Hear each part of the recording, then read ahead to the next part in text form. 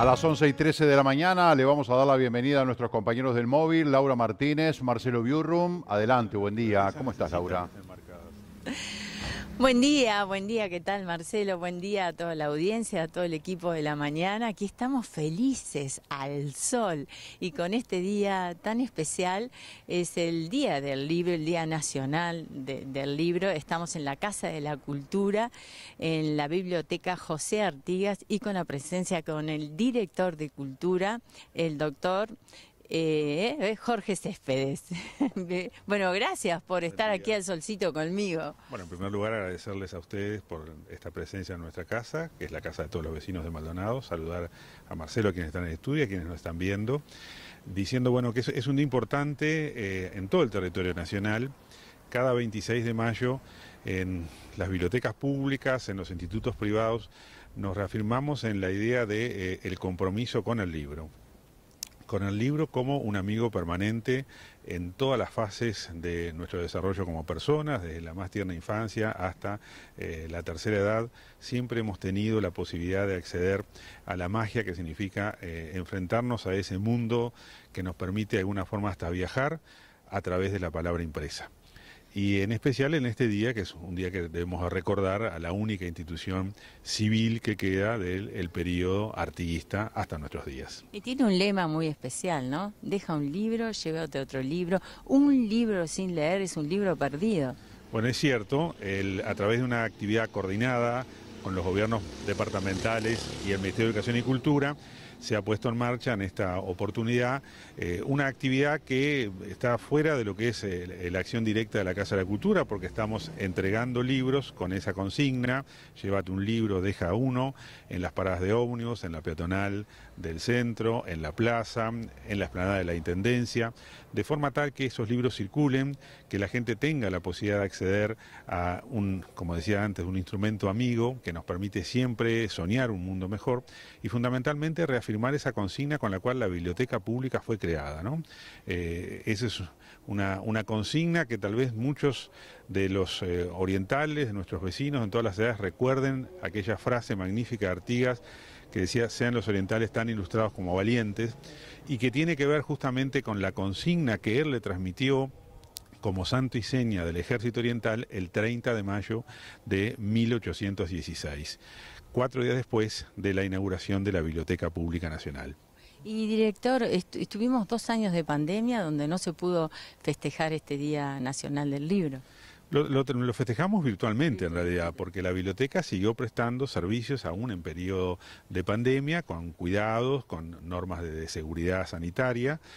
Hoy nos sentimos orgullosos de que la biblioteca de Maldonado, la biblioteca José Artigas, que es la principal del departamento, tiene catalogados 52.000 volúmenes, es decir, hay 52.000 libros que se ofrecen para que los vecinos del departamento se acerquen. En todas las edades van a encontrar temáticas diversas, van a encontrar autores diversos para poder justamente saciar su sed de lectura. Y yo no quisiera dejar de recalcar acá que en esta fecha tan importante, cuando hacemos referencia a la obra de la creación de la Biblioteca Nacional, tenemos que sumar necesariamente la figura del cura Dámaso Antonio Larrañaga, que fue el gran promotor de esta idea, quien la propone en el Cabildo de Montevideo en 1815, quien a su vez obtiene el respaldo del protector de los pueblos libres, José Artigas, y que se convierte en el primer director, aportando él su propia biblioteca, algunos libros que obtuvo de los padres franciscanos y otra donación de libros del fallecido en ese momento presbítero Pérez Castellanos. La primera biblioteca pública, inaugurada, reitero, el 26 de mayo de 1816, tenía 5.000 volúmenes. Era una cifra muy importante para el Montevideo, que estaba inmerso en ese momento en plena revolución libertadora, pero que le permitió al proceso revolucionario también tener una dedicación muy especial por los aspectos culturales. Bueno, hoy en la Casa de la Cultura las puertas están abiertas y tenemos una actividad muy importante a las 19 horas. Bueno, es verdad, justamente hoy la actividad está centrada para una oferta hacia el público mayor, público adulto. A las 19 horas vamos a tener una charla que hacemos coordinadamente con el Instituto María Díaz de Guerra sobre la evolución de justamente los orígenes de nuestra biblioteca José Artigas, los servicios que ha prestado, y eso lo cerramos con una actividad musical a cargo del Coro Departamental de Maldonado. Y a su vez, a las 18 horas, en el municipio de Pan de Azúcar, nos estamos cerrando las actividades del 26 de julio en forma descentralizada, el 26 de mayo, perdón, en forma descentralizada, con la presentación de 2 libros. Uno del profesor Alberto Bacaro, La Cruz del Sur, sobre astronomía, y un poemario de Roberto Villalba.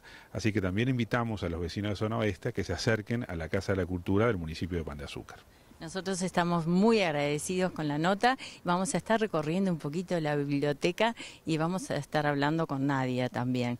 Porque tenemos también festejo el lunes, ¿no? Tenemos actividad todos los días. Sí. Mañana también continúan, lunes y martes también. Tenemos actividades específicas que también nos hablan de un servicio que brinda la Biblioteca Braille a todas aquellas personas que tienen dificultades de visión o que carecen directamente de visión. Y bueno, tenemos un respaldo muy importante. Eso lo realiza un funcionario nuestro, William Torena, que es un encargado de difundir los servicios que presta la biblioteca y es una persona que ha llevado durante muchos años una labor muy profesional, justamente encargándose de un área muy sensible que tiene que atender también a aquellas personas con dificultades en la lectura.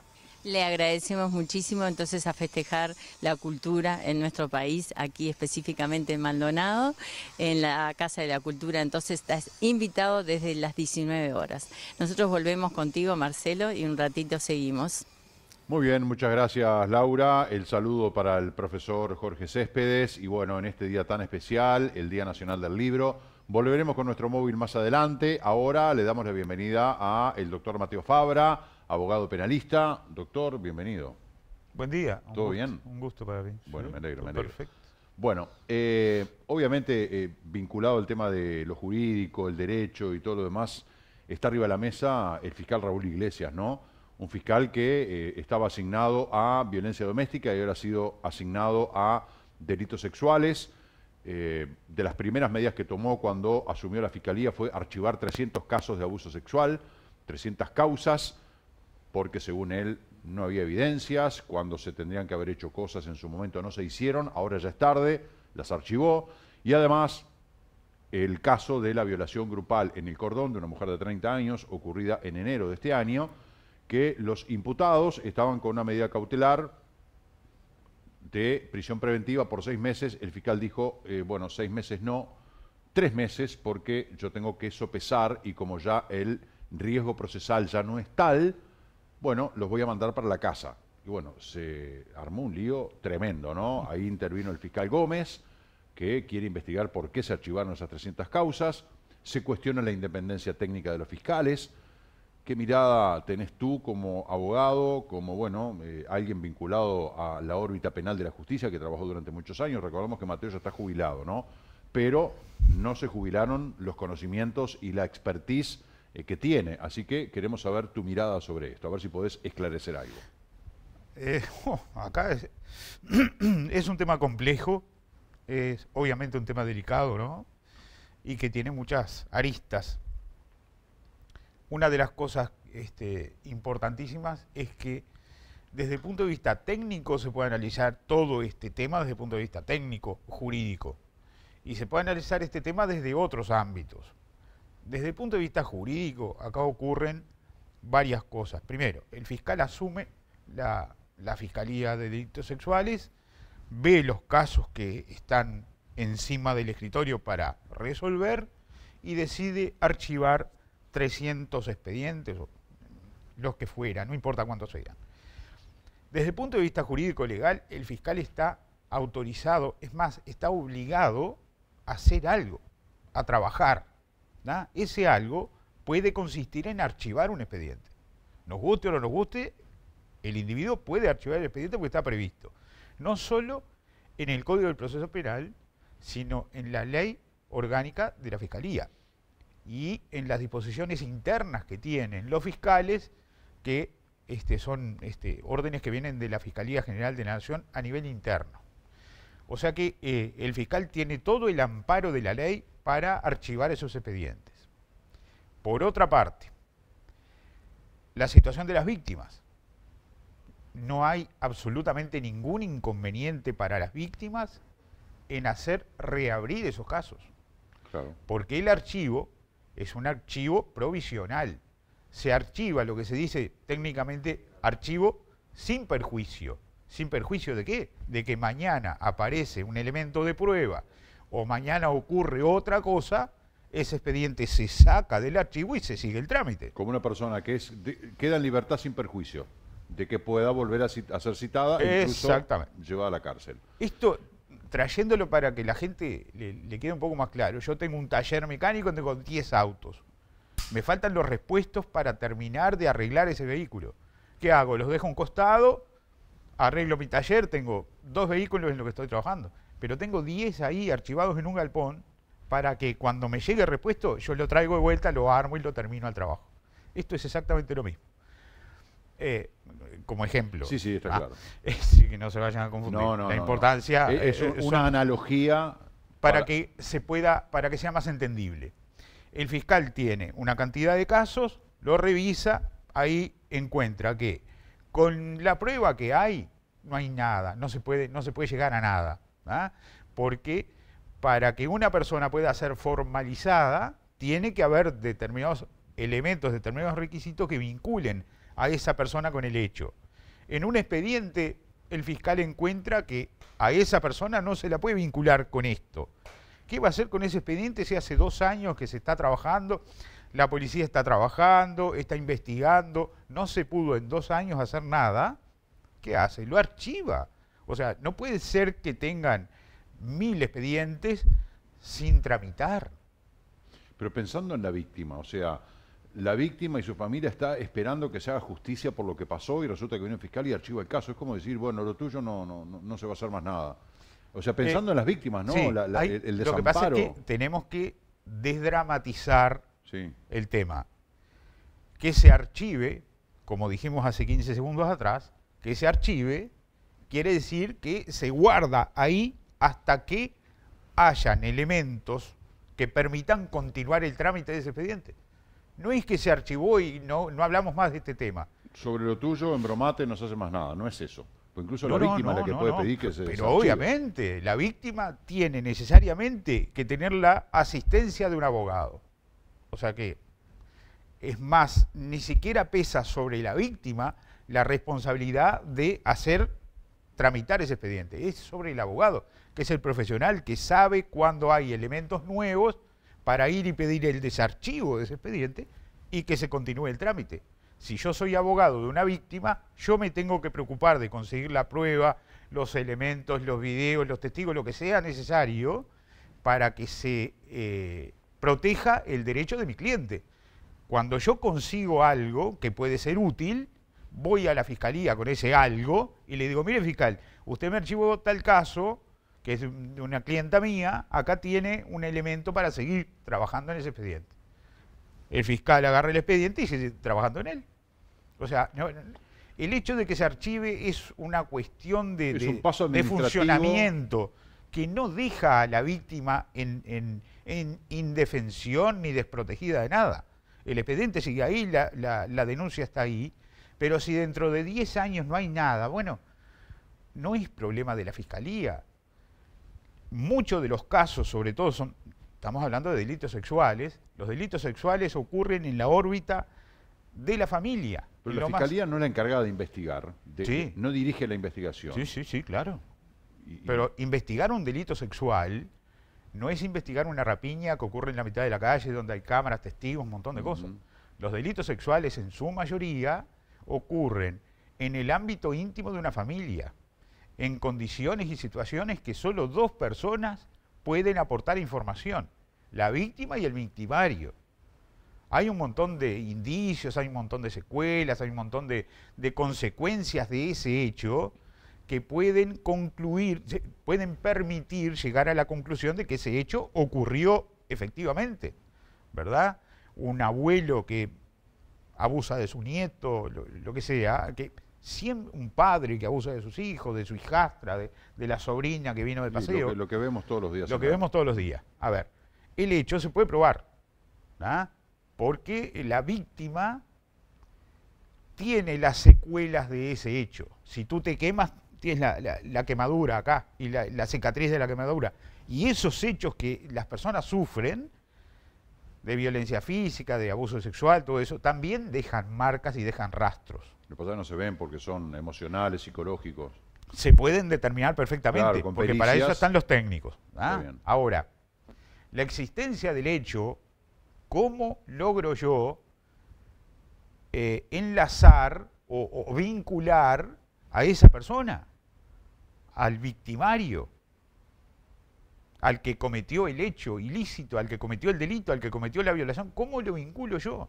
No es sencillo. Ese es el punto donde más complejo se torna el asunto. Entonces, partiendo de esta explicación que vos nos das, la decisión del fiscal Gómez de investigar por qué se archivaron esos 300 casos... Eso es otra cosa. ¿Está violentando la independencia técnica del fiscal Iglesias? Pues yo entiendo que no.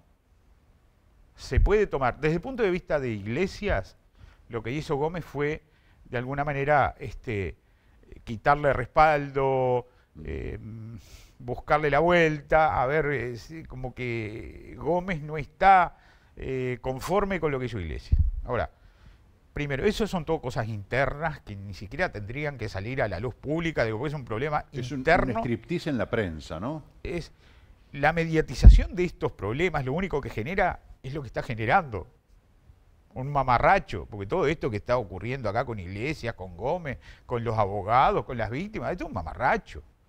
Esto es un mamarracho. Esto no debería haber ocurrido nunca. ¿Ah?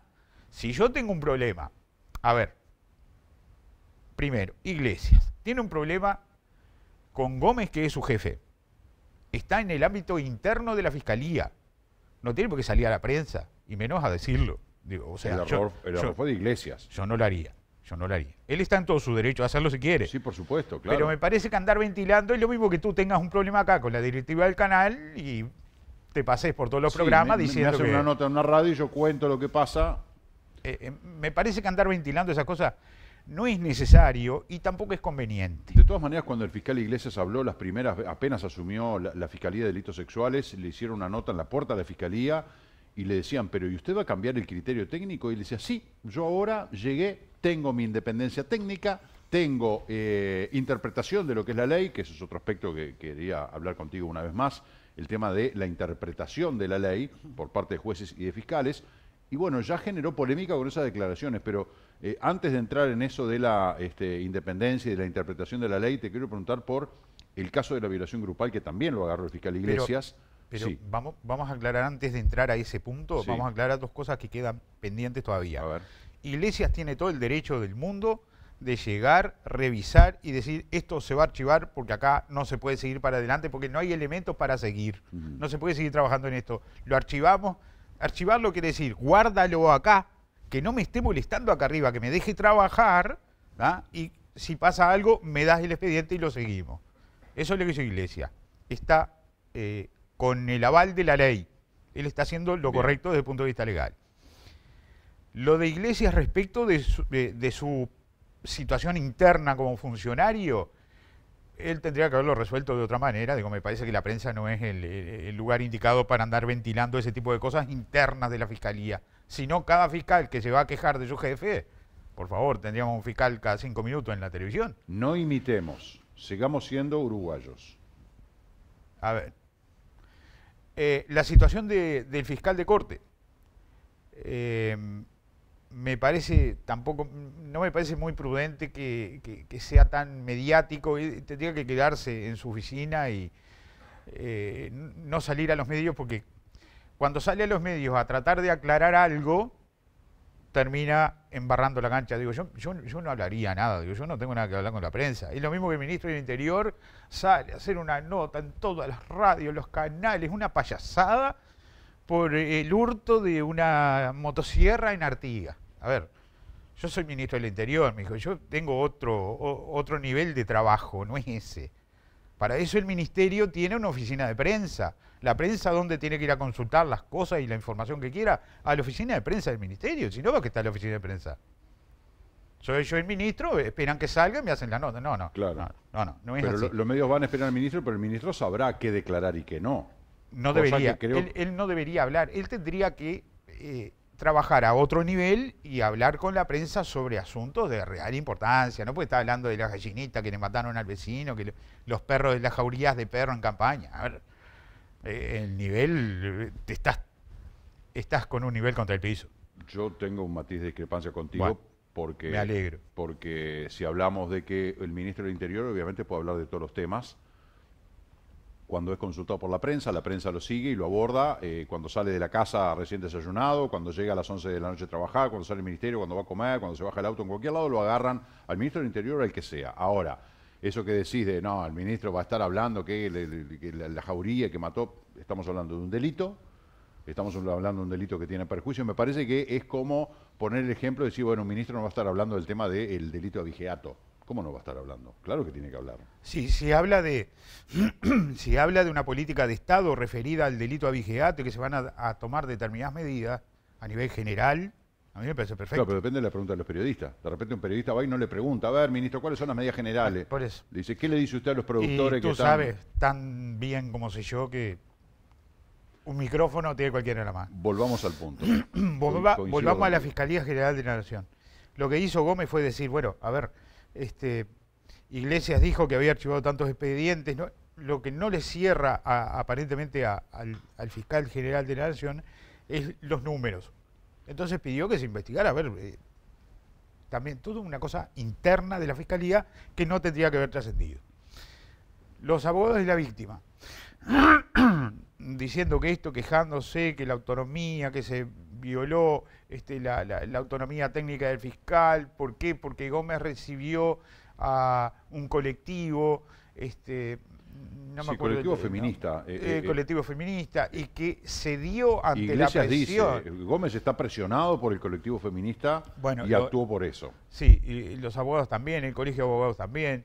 A ver, en cualquier caso, existe dentro del Código de Proceso Penal y la ley orgánica del Ministerio Público toda la reglamentación necesaria para, primero, la víctima tiene todas las posibilidades legales previstas en la ley para ir a pedirle al fiscal que haga tal o cual cosa. ¿No? Que Iglesias haya salido a la prensa a decir que va a pedir el cese de la medida de prisión, yo qué sé, es lo que te digo, mediatizar estos temas no se puede. Pero está bien, lo puede hacer, porque de hecho... Poder hacerlo lo puede hacer. Estamos pasando al caso de esta violación grupal en el Cordón, que el fiscal Iglesias va a pedir un cambio en la medida cautelar, en vez de 6 meses de prisión efectiva, sean 3 meses de prisión efectiva y 3 meses de prisión domiciliaria total, vigilados, controlados, como dijo el propio Iglesias. Y acá lo que se cuestiona por parte del doctor Williman, que es el abogado defensor de la víctima, no es que haga ese cambio, no es cómo le vas a sacar en vez de 6 meses 3 y 3, no, eso está bien, está en su derecho. El tema es que primero lo dijo en la prensa antes de comunicárselo a la víctima, obvio, que muchos podríamos pensar que no era por eso, o sea, que está bien, eso puede ser una falta, pero que a todas luces el fiscal no tiene que defender a las víctimas, y en este caso está siendo benévolo con los victimarios. Eso no quiere decir que le quite beneficios, que esté lesionando a la víctima, o sea, son dos cosas. Son está bien, dos tarros de harina aparte. No toca a la víctima, pero no. Él no tiene que meterse en esto, él no tiene que hacer esto, ¿o sí? Él tiene que ver, él tiene que tutelar por el bienestar o por la justicia de los damnificados, de los victimarios. El individuo tiene una ley que cumplir. Y si la ley le dice que la prisión preventiva es pertinente en determinadas circunstancias y esas circunstancias ya no existen, él puede pedir que cese la medida, porque es una medida cautelar. Ahí entramos en el tema de la interpretación. A ver, no hay interpretación. Es lo siguiente, la prisión a la que estaban sometidos esos individuos es una prisión preventiva, mientras dura la investigación o hasta que sea necesaria. Así como ocurre que los individuos cumplieron los 6 meses que pidió la otra fiscal, y él viene unos días antes de los 6 meses y pide que se alargue otros 6 meses más, cosa que lo puede hacer, digo, ahí está bien, yo creo que ahí habría una conformidad de la sociedad. Estamos castigando a los individuos antes de que sean declarados culpables. Bueno, A ver, antes convengamos que es una cuestión bastante formal porque los elementos bueno, ¿y son para qué está la contundentes. ley? La ley está para cumplirla. Está bien, por supuesto, para cumplirla, no para interpretarla. O sea, a ver, esto Y- según vos es ¿Cómo una cosa, cumple- según yo es pero otra. ¿cómo vas a cumplir la ley tú si no la interpretas? Porque la ley es clara, o sea, la ley dice Pero esto. tú la tienes que entender. Cuando hay vos trabajaste en la policía y vos sabés lo que es una cuestión que es estricta y lo que es la verticalidad. Vos no podés interpretar normas que están establecidas. Vos no podés interpretar una ley. Acá dice, quien cometiera un delito de violación será castigado. ¿Cómo lo interpretás? Sí, pero eso es otra cosa, eso es la pena. Bueno, Estamos hablando de una medida cautelar.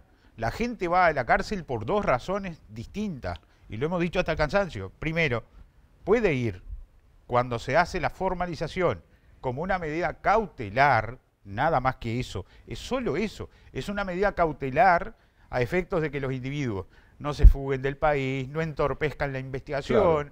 no el escondan riesgo una prueba. procesal que dice Iglesias. Exactamente. ¿Y cómo ya pasó? Bueno. En 3 meses ya pasó, ya no hay riesgo de eso. Bueno, capaz que ni siquiera había en el momento del hecho. Se había equivocado la justicia cuando dictó esa medida Bueno, no cautelar. sé si se entonces. equivocó o no. La valoración que hizo la fiscal en ese momento y que fue aprobada por el juez en ese momento de la formalización fue esa. Hay peligro de fuga, hay peligro de... Se cumplen los elementos que pide el Código de Proceso Penal para meterlos en la cárcel y el juez dijo, sí, tiene razón, vaya para la cárcel. 6 meses. Viene Sí. el otro fiscal, dice, esta medida de prisión preventiva no es necesaria. Ya no existen esos elementos que la ley requiere para mantener a una persona en prisión. Dele la libertad. Es lo que el fiscal entendió. Yo seguiría conversando contigo, se nos terminó el tiempo, pero la Asociación de Abogados Penalistas del Uruguay, yo no sé si vos la integraste o la integrás, No. publicó una carta dirigida al fiscal Gómez donde manifiestan su preocupación por las acciones del Ministerio Público ante organizaciones, grupos de presión u operadores admitidas por la Fiscalía, decisiones que podrían afectar la independencia técnica. O sea que los abogados penalistas han tomado posición respecto a ese Sí, los tema. abogados penalistas dijeron en esa carta, mire, fiscal de corte, nosotros estamos preocupados porque la Fiscalía está cediendo a presiones de colectivos externos y eso podría afectar la independencia del ¿Y fiscal. de dónde lo sacan eso? Porque a ver, yo conozco al Bueno, fiscal es el Gómez. criterio. Es el Lo criterio conozco de hace ellos. 30 años. Así como tú tienes tu criterio, yo tengo el mío, la Asociación de Abogados tiene ese criterio. Decir, bueno, a ver, ojo, fue un colectivo y Iglesias está en problema porque el colectivo fue a hablar con Gómez. Esa es la visión que tiene el Colegio de Abogados, la Asociación de Abogados Penalistas.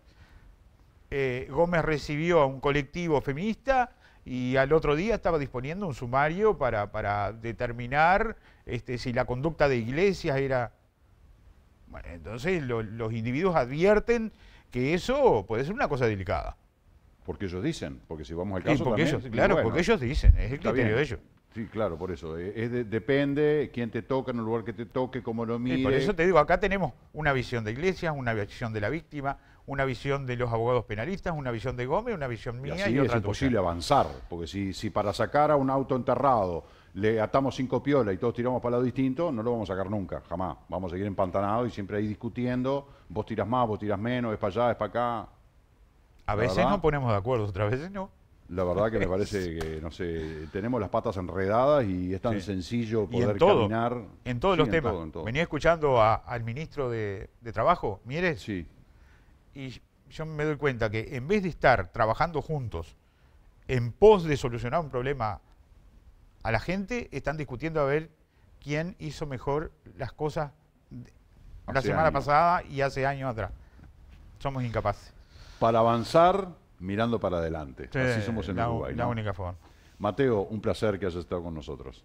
Lo mismo digo, un gusto para mí. Muchas gracias. Hacemos la pausa, 11:41, ya volvemos.